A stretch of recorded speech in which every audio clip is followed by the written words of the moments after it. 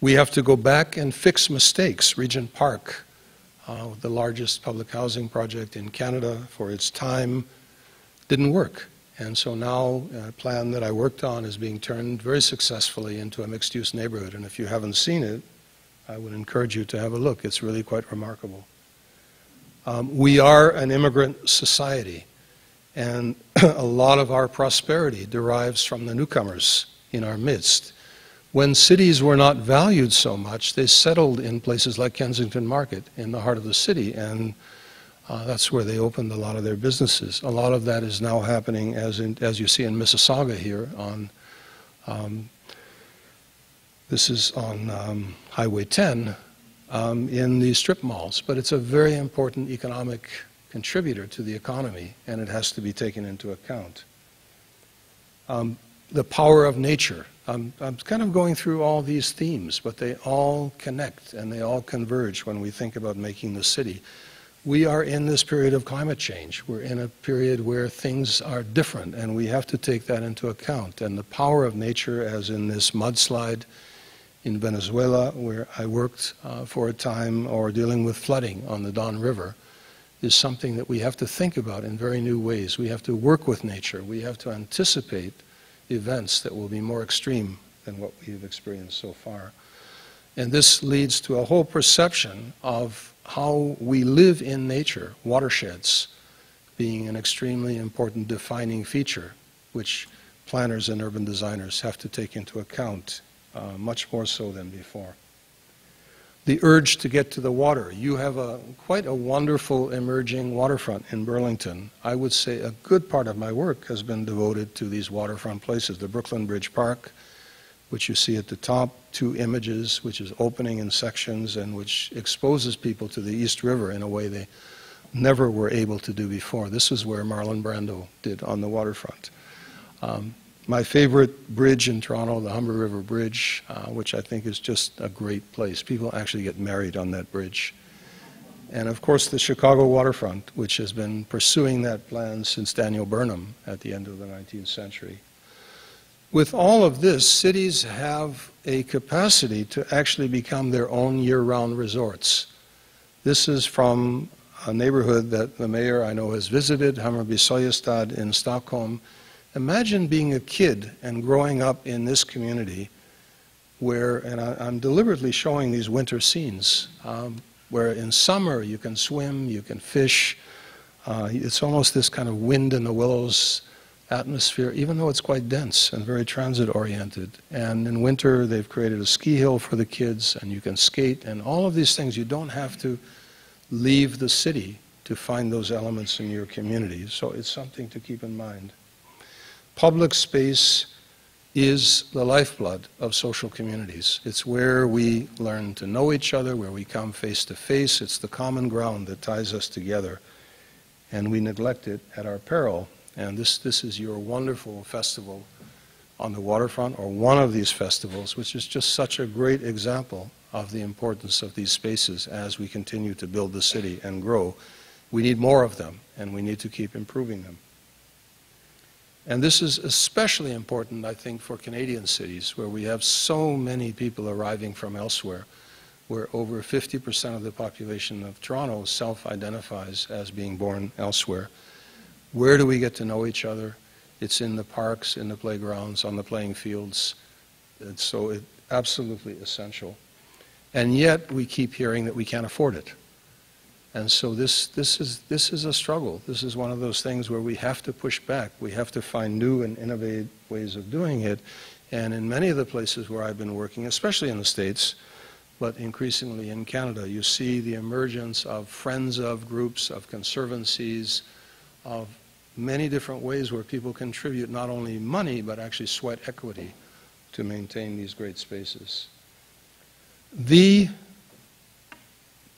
design and development project of the next 50 years, all of this being taken into consideration, is the transformation of that part of the environment that was created post-World War II, which you see here. And I'm just taking some pages out of your plan, which speaks to exactly this issue. How do you make this change? And How can you do it skillfully? How can you do it gracefully? How can you do it in a way that people feel comfortable with? Mississauga, your neighbor, also is going through a major change at Square One. You can see it in 1960 in the middle of farmers' fields, and the growth that occurred around it is just remarkable. But it's still not a pedestrian-oriented place, and so the city is bringing transit, light rail, on Hurontario right up into the heart of the city center. And what's really interesting is I'm currently working with 5 landowners right next to Square One, including the owners of Square One, 3 pension funds and 2 residential developers who are getting together to build a 20-block urban neighborhood, which has all the kinds of things that you're describing in your plan, plus, in addition to the City Hall and the Living Arts Center and the library and the Y, Sheraton College has just come into the city center. So it's a matter of getting all these things to work together in one place. One quick reference to leveraging success and seizing the big opportunities.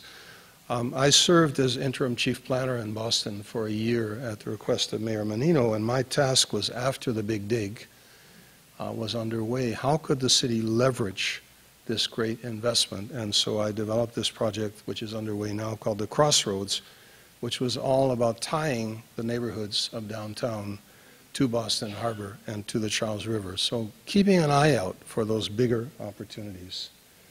So putting this all together, we're all learning from each other.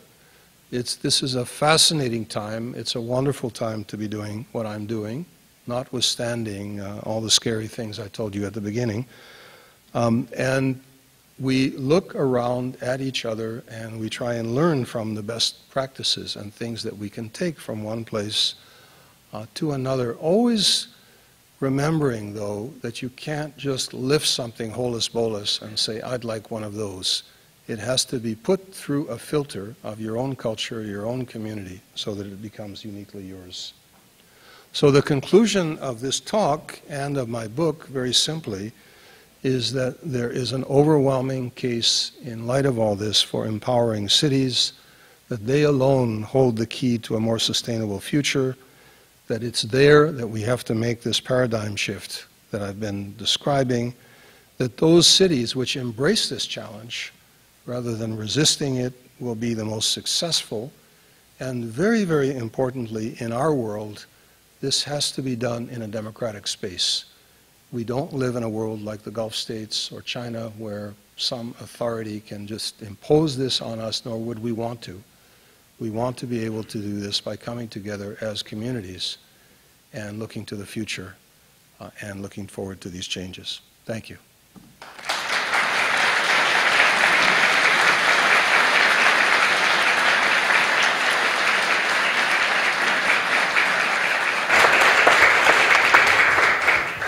I'm sure there must be some questions for Ken.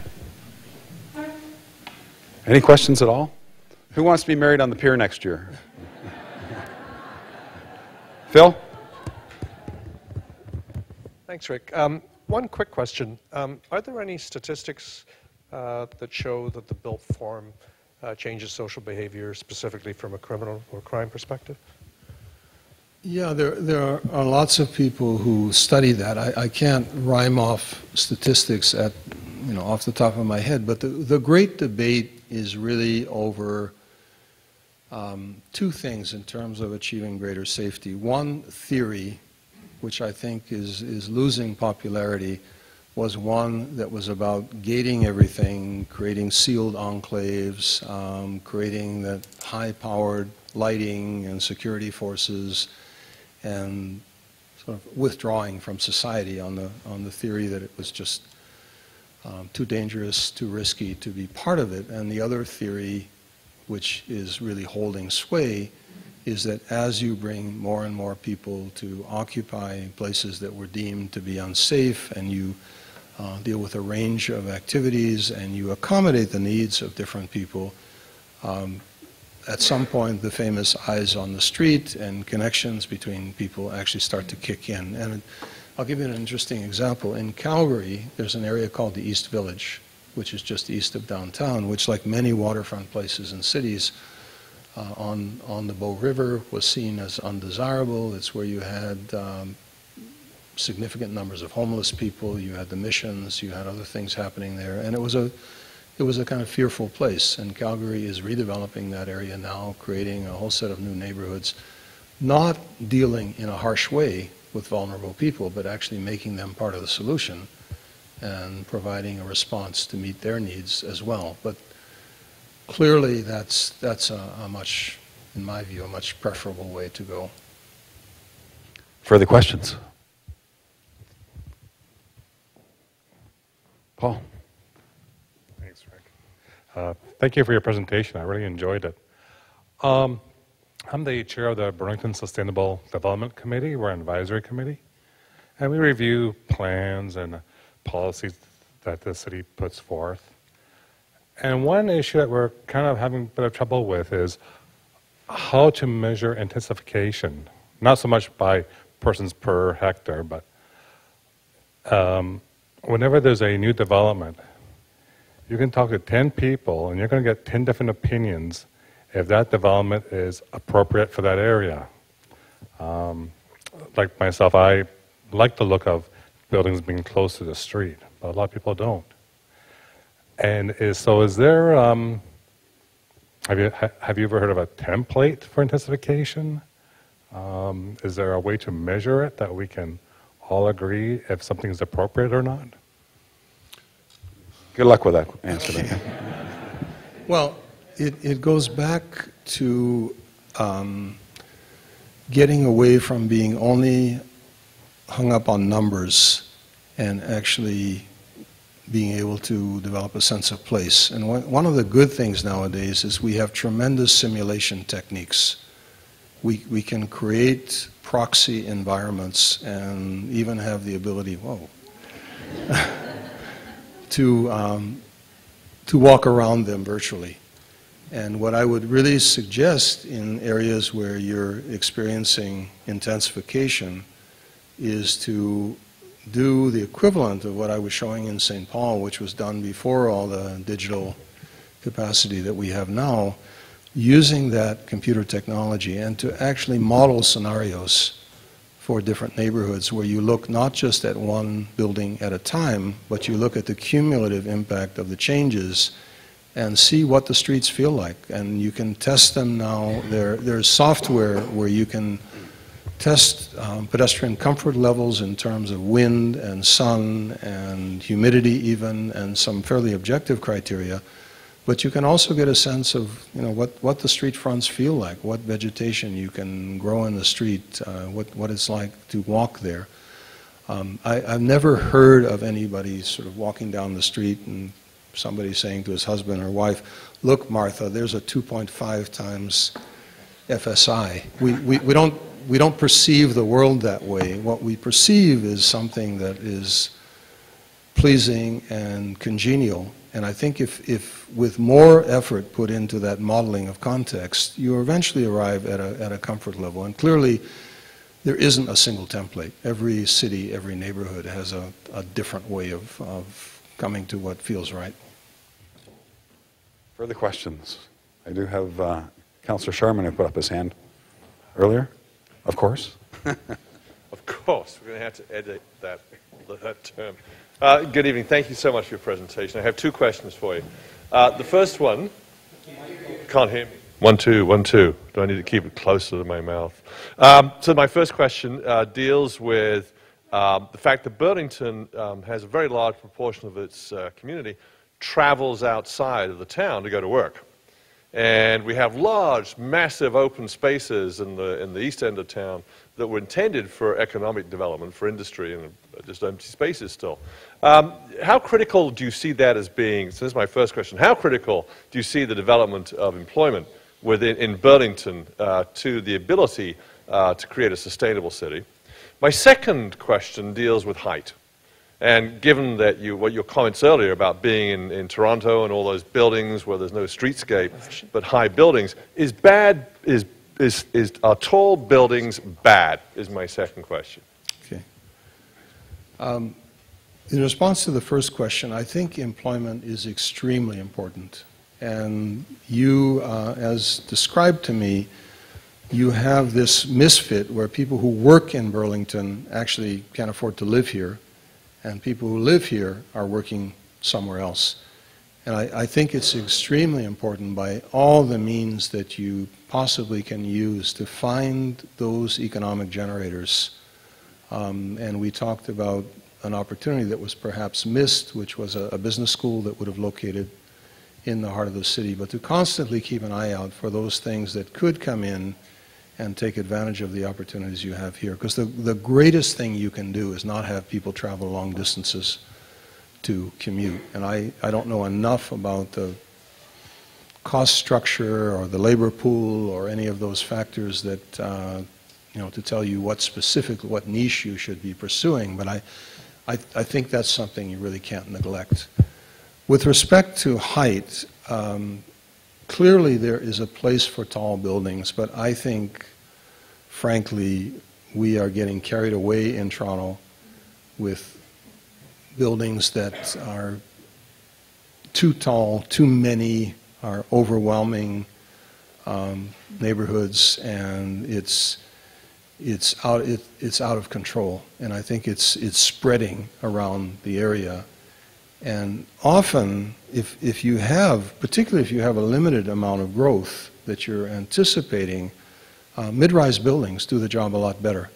They actually spread it around, they give you more street life, more activity, more of a sense of framing public spaces. So I think that's something where I don't have an objection to tall buildings per se. I think they're wonderful places for them. I have to tell you that in my part of King's Spadina, which is between Spadina and Bathurst front up to Queen, you won't see any high-rise towers. We've actually managed, by having very strong community involvement, to keep everything to a kind of mid-rise scale, and it's turned out to be one of the most interesting areas, I think, in the city. What's mid-rise is the question. How would you define mid-rise? Well, it depends where you are. It's relative, but in our case, it's, let's say, 11 to 14 stories. In other places, it would be 7 or 8 stories. But that seems to be a reasonable compromise because it's giving the developers a chance to get very significant density. And what you have to do, this is a very complicated thing, but if you have a speculative land market where people believe they're going to all get permission to build these super tall buildings, then they will bid up the price of land and other things won't happen. So it's really important to establish some kind of benchmark that you are serious about. I have a question up here, Rick. Thanks, Frank. Rick, I have a question. Go ahead. Hi. One thing, you're talking about height. I would like to address the interesting problem that maybe it's not a problem to everybody, but to me it is, where we are destroying nice, practical, easy to heat, easy to cool bungalows and building in place of them very large homes. Now, I realize this increases the tax base, and it may be all very good, but I'm wondering about the validity of this process, and if it continues, what's going to happen, and are those people ever going to find a nice little bungalow to live in when their hips no longer work? Yeah, this is the famous McMansion problem, I guess. Again, it comes down to developing planning strategies that define what expectations can be and being able to stick to them. And not to say that no change is possible. Probably some change is going to occur. But it's really important to look for the places in your community where that change can be handled best, on what types of sites. And I'm not saying this is available to you, but I'll give you a really interesting example from Vancouver, where they discovered an asset that nobody had recognized. They have now passed a bylaw that makes rental units on laneways as of right throughout the entire city. And by doing that, and by saying they're rental and they're not severing the lots, they're not creating condominiums, they have managed to disperse growth over a very large area, creating a big stock of affordable housing without the public sector having to spend one penny, and giving the homeowners who wish to take advantage of this, nobody is obligated, obviously, a chance to make some extra income and stay in their homes in areas where the taxes are going up and where it would otherwise be difficult to do so. So it's seen as a kind of win-win-win. And I think one of the things that your official plan might do is to look carefully around the community and see where are those opportunities where change is desirable, where it could contribute something positive, and where you can take the pressure off other places where you want to protect assets that you already have. I've got Jerry, then I'll go back to Rick here. Well, thank you very much. That was excellent. I noticed very early on in your presentation you actually put quite a bit of effort into the Burlington situation, so I'm going to hit you up for some free consulting since we are going through an official plan review. In your analysis, when you were taking a look at the city and the culture of the city and trying to get familiar with it, and given all these examples you've given us where you've had the big idea, like the Boston, the Big Dig. I've been to Boston, it's beautiful, well done. What do you see as, in your opinion, a good or a big idea for Burlington? Well, You're an expert. You've been here for 2 hours, so you're an expert. well, let me just say a couple of obvious things, because I hope if I were to spend more time here, I would have some better answers to your question. But one of the things that strikes me as a diamond in the rough, as something which could be much more powerful even than it is already, is your waterfront. I think you've got a great start on that, but I can see a whole network of green spaces actually expanding along the waterfront with trails and with perpendicular trails on various streets that are leading to the waterfront, really making Burlington even more than it is now, a waterfront community. The other area, going back to my Ottawa example of Bank Street, is, and I guess this is partially an answer to the previous question as well, one of the things you should not consider as frozen are these suburban arterials with all the single-use strip mall type shopping.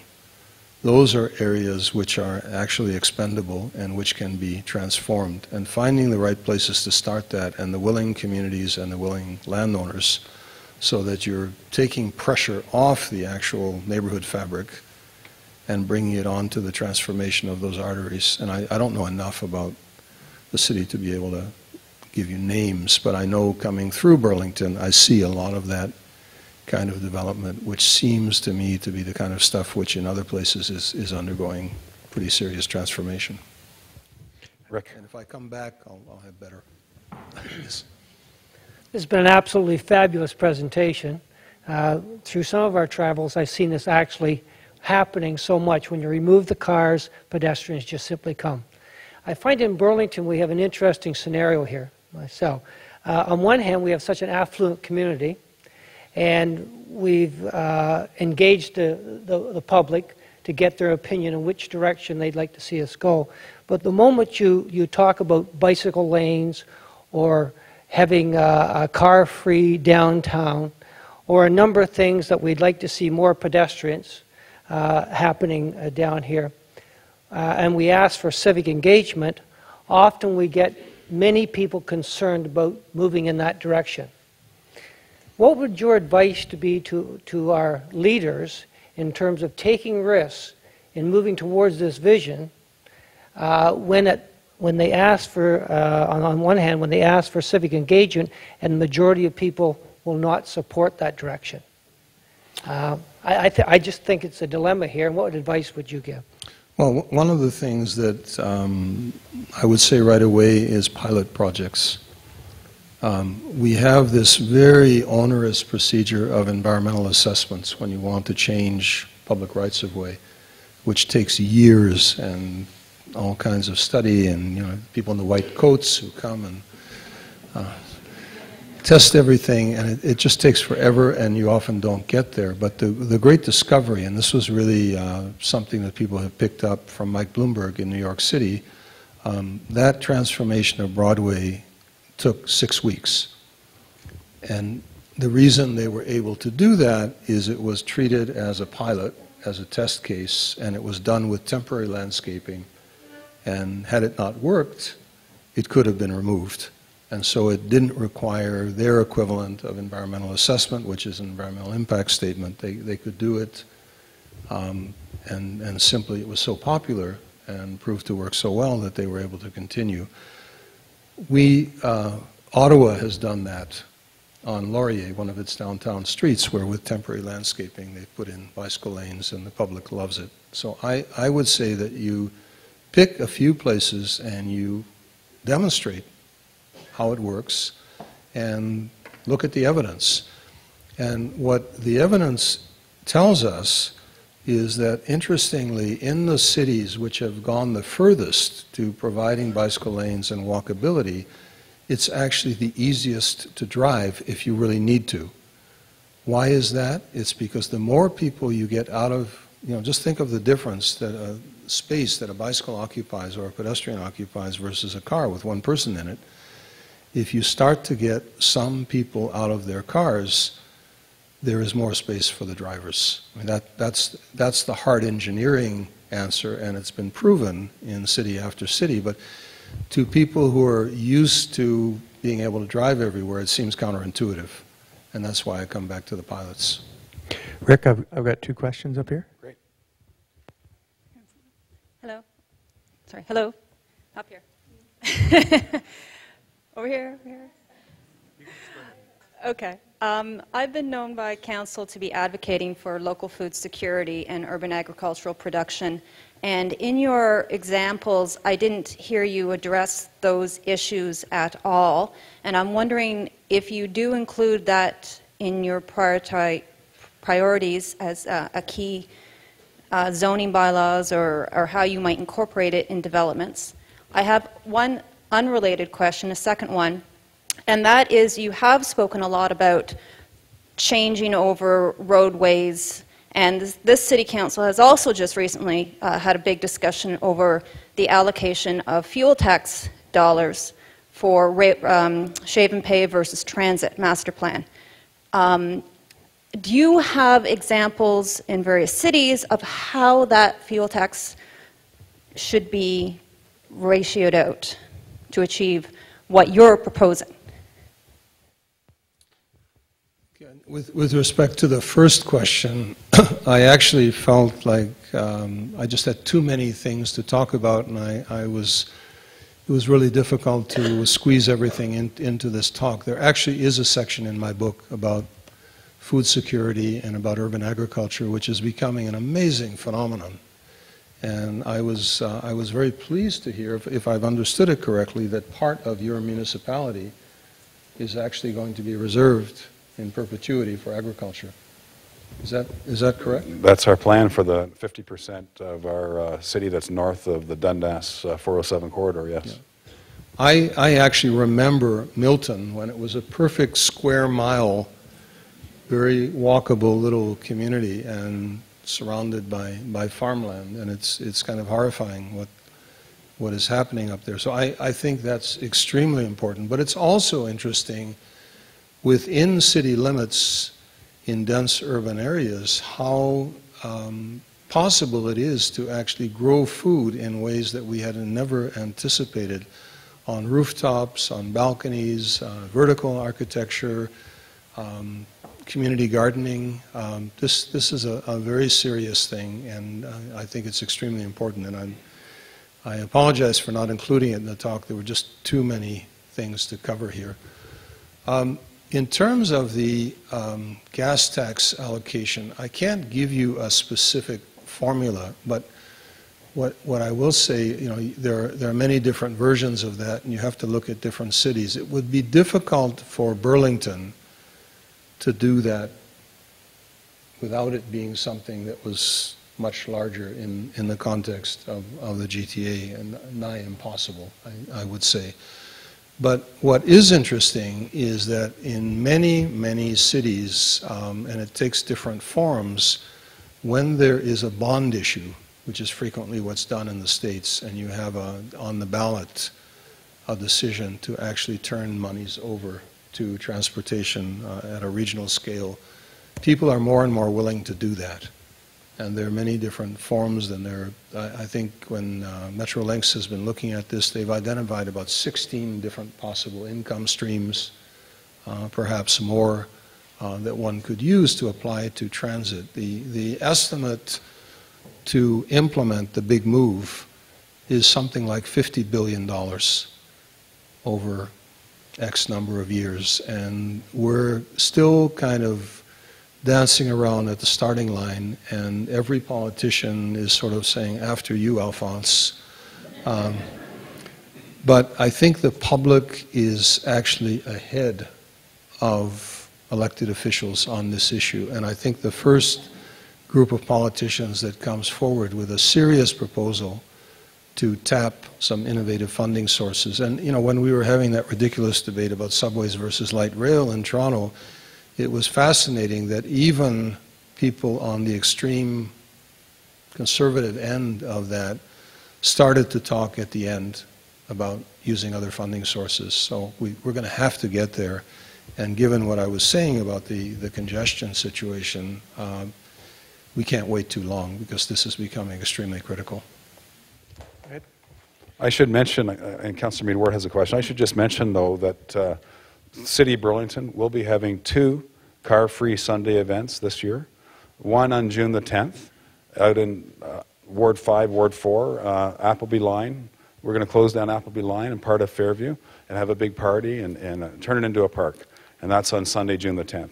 We're going to do the same thing in the downtown on Sunday, July the 15th, right around the Country Blues and Barbecue Festival. So those are two particular car-free Sunday events that we're going to try as a pilot.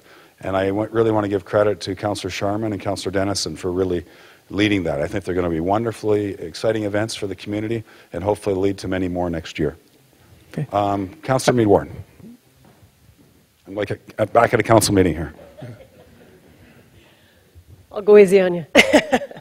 Thank you so much for your presentation, and welcome to downtown Burlington. I am the councillor for the area, and we've been looking at a lot of these issues, and a number of my citizens advisors are in the room tonight. So I was particularly interested in your comments around the collaboration that is happening with the city councillor, the community, the developers getting into a room and building their vision for their community, and really working collaboratively. And I think I probably know who you're talking about, but if you could elaborate a little bit on that for us in terms of how that got going, the success factors, some of the visual modeling. I know you've done that as well. I think I'd be very interested to hear that and do some implementation. Sure.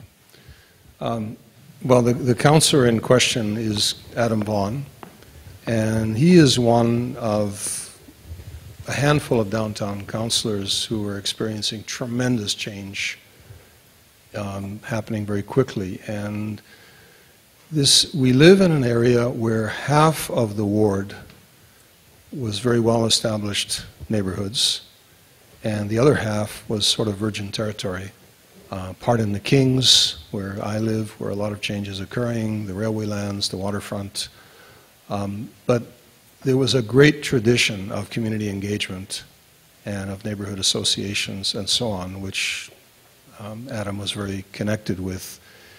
And so a lot of the people, I suspect, very much like people in this community, had moved beyond the position of saying we're going to oppose all change, knowing that if you do that, you often end up with horrible outcomes, and to say instead, let's be proactive, let's get ahead of the curve. And so this took several forms. One of the first things we did, and I helped Adam engage a group of students from Ryerson who were unbelievable in doing this, we did a mapping exercise for the ward. So if you look on Adam's website, you'll see an interactive map with layers that deal with everything in terms of everything that exists, heritage buildings, the mapping of streets, of parks, of everything that's there, but also all of the development proposals that are coming forward are actually identified on these maps, and they're links to all the latest information. So communication is extremely important. A second component of this was, and this is something I brought back from Ottawa, which I got from a neighborhood where I was working there around the Rockcliffe military base. It's a community report card. And what it basically does, and it's been tailored for each neighborhood in the city, is to lay out in advance what the community's expectations are on key issues. So it kind of takes the generality of your Inspire Burlington and makes it particular for a neighborhood within Ward 20 or a part of the city. And it says, for example, these are the transportation issues we're concerned about. These are the public realm issues we're concerned about. These are the housing affordability issues we're concerned about. And each neighborhood has a sort of different take depending on the circumstances in the neighborhood. So any developer who wants to come and work in that area can get in advance what the criteria are. Then as development proposals come forward, they are put through this checklist, and it's never a pass-fail, but there's an evaluation. How well are you meeting these various criteria? And we go through stages where you start off and there's a lot of things that need to be addressed. And then as time goes by, with there are a few passes through this, eventually you get to a point where there is satisfaction or reasonable satisfaction. We've had hardly any referrals to the OMB while this process has been going on. But the last component, which is very, very important, is a series of meetings that happen every few weeks in the ward where, and because there's so much development, this is necessary. They happen in City Hall or in New City Hall, the former Metro Hall. And this is where the 4 groups that I identified are invited, and Adam gets every developer who's proposing anything to come outside of all the statutory meetings, to come and talk about what his or her goals are. Ideally, the first time they come, they haven't even hired an architect yet. This is at the early stage saying, I'm thinking of developing in such and such an area, this is what I'm thinking about, and then they engage with the community and they find out who they're dealing with. And then they come back several times, and each time there's a discussion chaired by Adam in which people talk very freely, no lawyers. This is just a normal conversation about things that people are concerned about, and they're very productive. And very often the schemes go through several iterations and eventually get to the point where people are willing to support them, and then they go through council and get approval. Interesting case in point, which you might know about, is the Globe and Mail building, which is being built where the Toyota dealership is at Front and Spadina. Went through exactly that kind of process, and we've ended up with a terrific building which not only will house the Globe and Mail, but actually will have employment for an additional 2,000 people, because employment is really important, that it not all be condos. But also will have a great ground floor with retail, restaurant, a courtyard that becomes part of a mid-block network of public spaces, and a public gathering space at the base of the building. And one of the things we're negotiating for now is public access to that space at no charge when it's not being used for commercial purposes. So these are the kinds of things that you can get into, and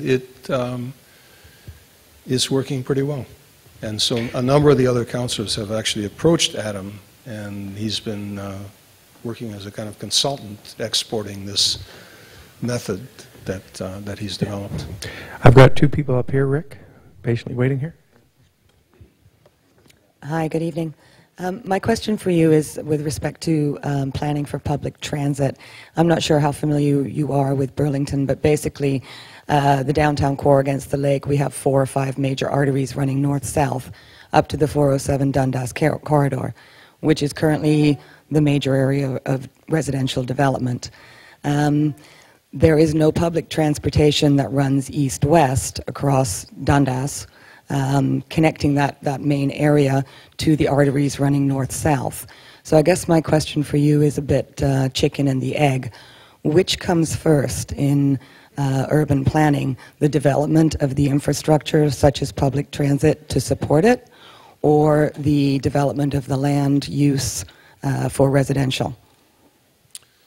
Well, I'm going to give you an answer that's anatomically impossible. You need the chicken and the egg at the same time.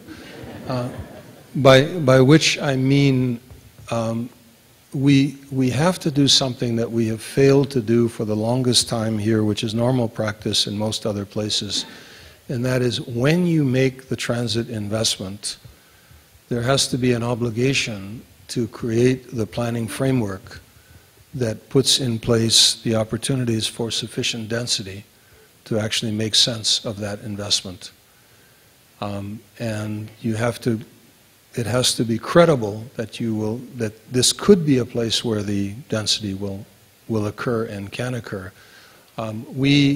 After the initial investment in subways in Toronto, when we did that, if you look at young Davisville, young Eglinton, young St. Clair, you will see little cities around each of those transit stops with about 15,000 people living and 15,000 people working, which makes perfect sense for the investment in a subway. We then built the Bloor-Danforth line, and we did no such thing. We put in this really expensive subway infrastructure, and there's virtually no corresponding development that suits. We did the same thing with the Spadina line that is now going up to York University. And you basically have those stations located in the middle of nothing that are served primarily by buses. There's hardly anybody that can walk in. So we've got to reconnect. And subway is a very intense form of development. But even bus rapid transit or light rail requires that link between land use planning and transportation planning.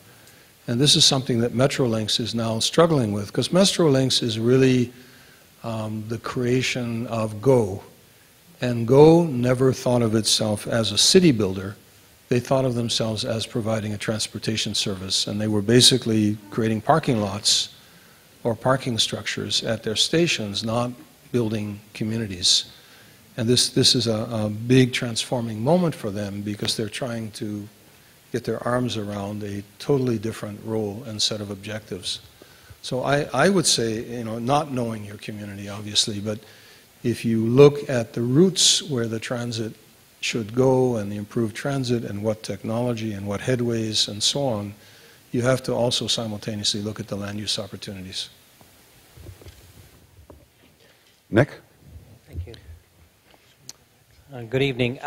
We are looking in Burlington at a section of the city on the waterfront where we have multiple ownership, private individuals and developers, and the vision that we have, or which I think the community has at least looked at, is to try to create a cohesive development in that area.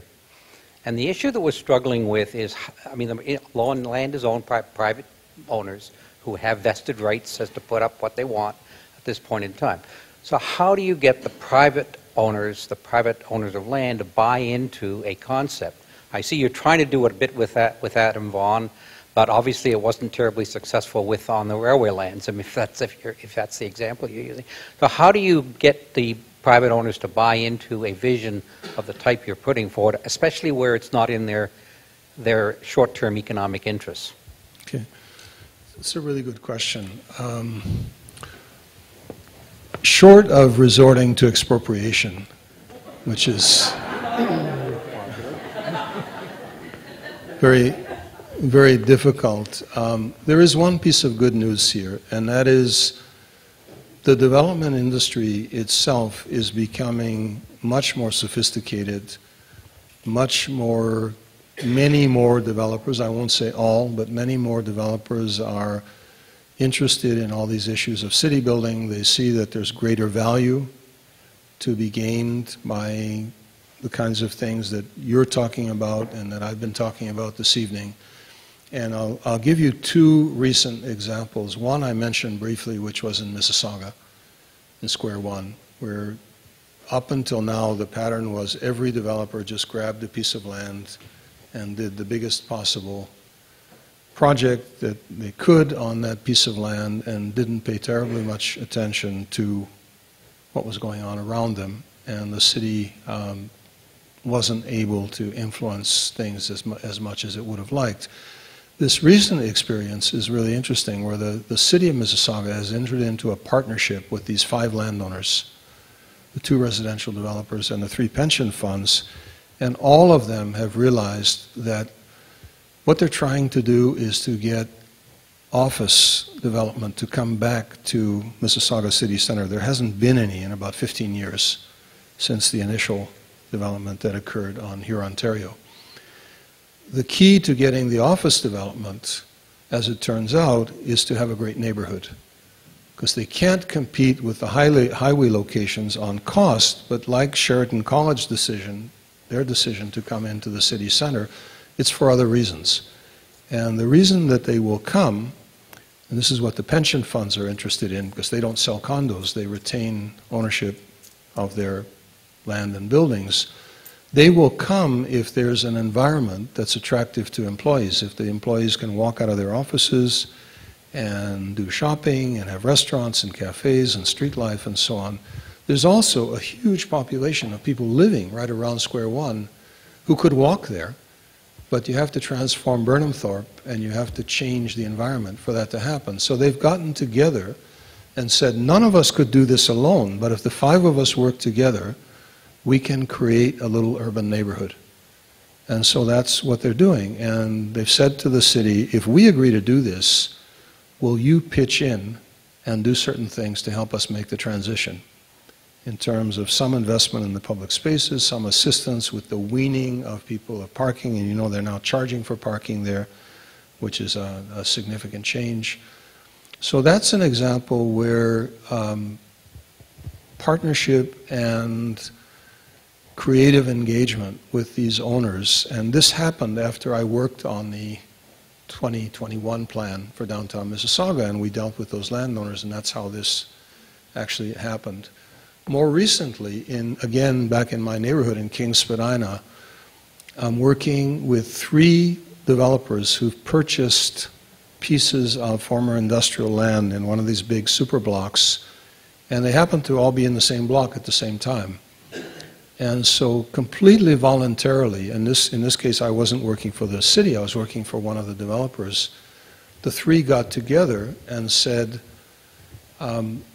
we could each do a project here, but if we work together on a block plan for the entire block, where we put in a network of pedestrian mews and squares which pick up the old 19th century pattern before this was industrial, because some of those streets are still there as lanes or as unopened rights-of-way, we can do something that would be better than any of us could do alone.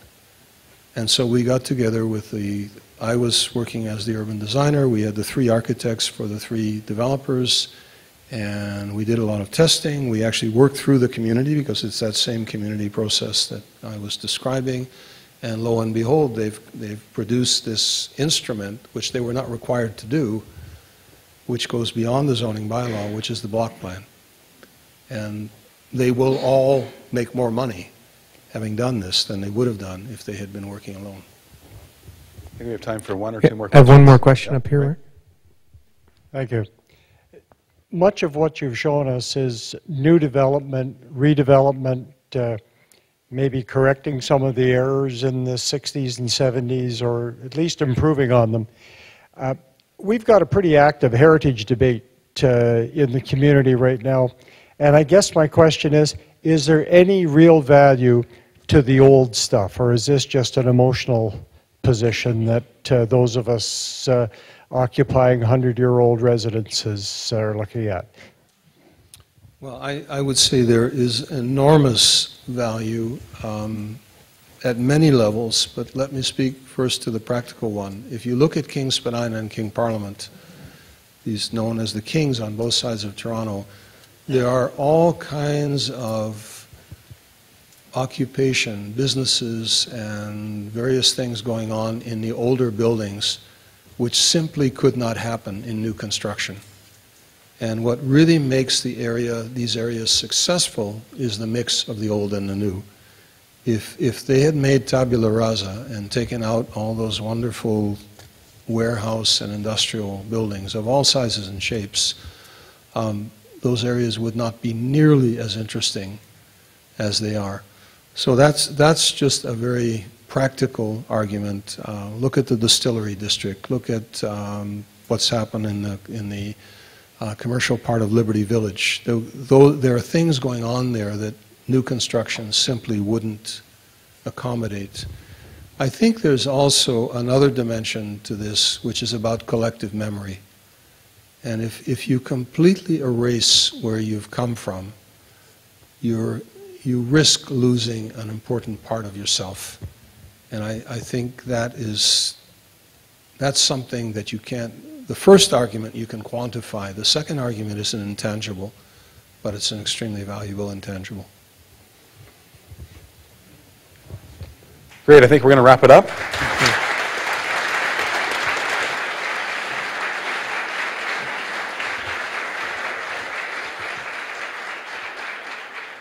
Just a few comments, if I may. I think, there's been so much good information discussed tonight, some great questions, some great answers, some great dialogue.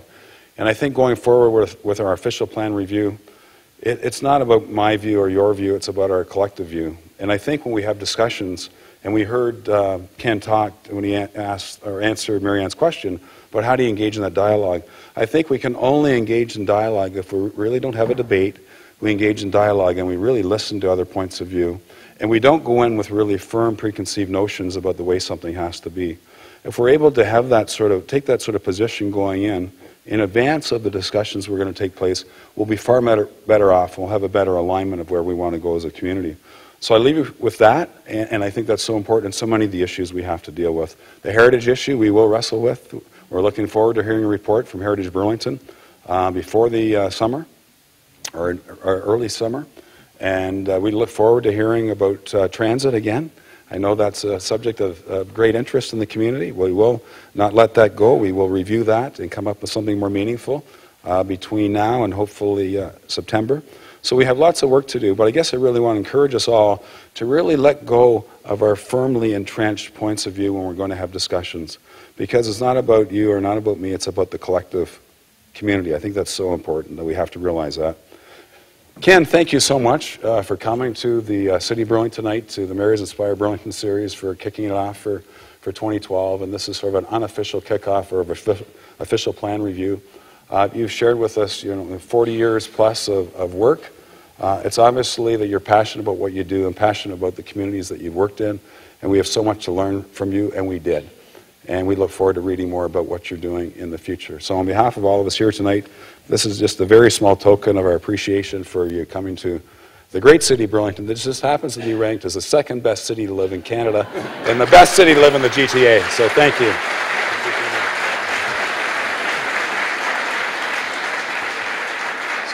So thank you once again for coming. The next Mayor's Inspire Burlington series will be on June the 12th. It'll be back up at the Grit School on the South Service Road.